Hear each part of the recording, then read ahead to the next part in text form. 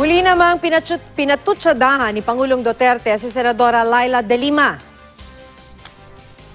You know, I'd like to, in all sincerity, as a human being, I think, honestly, I'm not trying to derogate her. She's a lawyer. She's bright.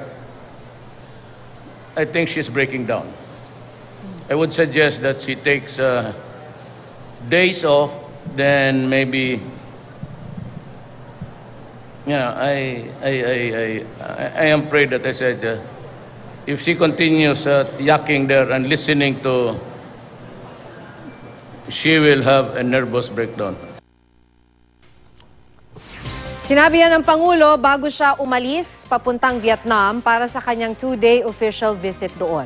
Ayon sa Pangulo, pupunta siya roon para pagbutihin pa ang ugnayan ng Pilipinas at Vietnam, kabilang ang mga issue sa ekonomiya, depensa at maritime security.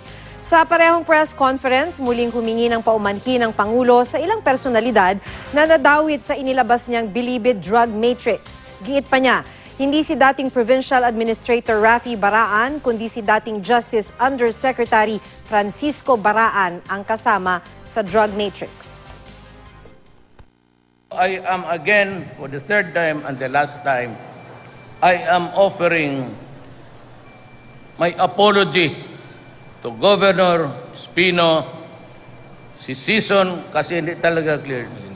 But, yung Baraan na yon, Undersecretary, kasama yon doon sa matrix. Kasama yon, sigurado ako.